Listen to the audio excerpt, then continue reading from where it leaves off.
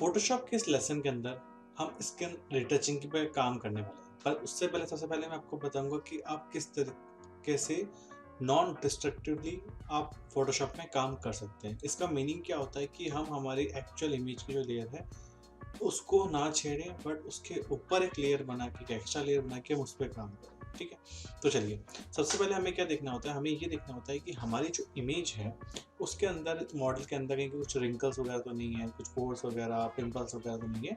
उन सभी को हमें रिमूव करना होता है, उन सभी को हमें हील करना होता है। अब डेफिनेटली हम ये चेंजेस करेंगे तो डेफिनेटली हो सकता है कि हम इतने बड़े लेवल पे चेंजेस कर दें कि वो एक्चुअल में मॉडल पहचान में भी ना आए। इतने ज़्यादा भी हम चेंजेस कर सकते हैं, उसके अंदर कोई प्रॉब्लम नहीं है उसके अंदर चेंजेस करने के अंदर। बट हाँ, अब मैं आपको बताता हूँ कैसे हम चेंजेस करते हैं। देखिए, फोटोशॉप ने हमें कुछ ऑप्शंस दे रखे हैं, तो हम उन पे काम शुरू करते हैं। जैसे कि हमारा जो हमने ACR का फ़ोल्डर बनाया था, अब अगर अपन नॉर्मली जाकर इमेज में एडिटिंग करते हैं कि जैसे कि ये इमेज है और मुझे यहाँ पर ब्रश को यूज़ में लेना है, तो जैसे हमने क्लिक करा यहाँ पर, ये फोटोशॉप ने हमें एरर दे दी, एक वार्निंग दे दी कि this smart object must be rasterize before processing. Editing content will no longer be available, rasterize the smart object.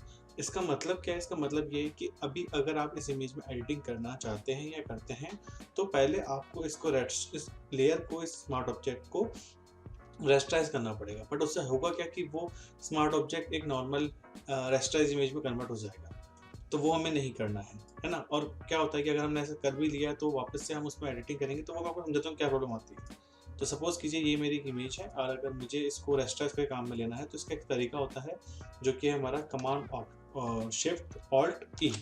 ठीक है, इससे ये इस फोल्डर का एक इमेज जनरेट कर देता है पूरा का पूरा, और हम इसमें हमारे जितने भी ब्रश के इफेक्ट देना है या कुछ भी करना है वो हम सब कुछ काम कर सकते हैं। लेकिन अब देखिए कि अगर मुझे वापस से बैक जाके मेरे जो एडोब कैमरा रो है उसके अंदर कोई भी मैं चेंजेस करता हूँ, तो क्या वो इफेक्ट, क्या वो चेंजेस इस लेयर पर अप्लाई होगा?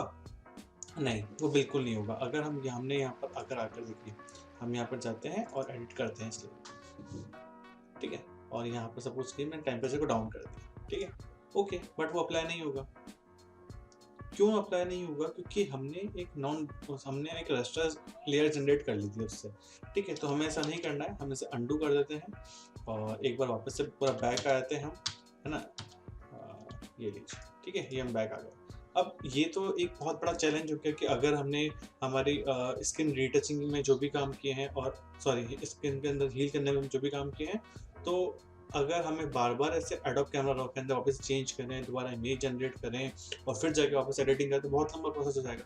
तो इसका समहाउ हमें एक ईजी सॉल्यूशन बनाना पड़ेगा, ईजी सॉल्यूशन गेट करना पड़ेगा, जिसमें हम हमारा इमेज को नॉन डिस्ट्रक्टिवली काम कर सकते हैं।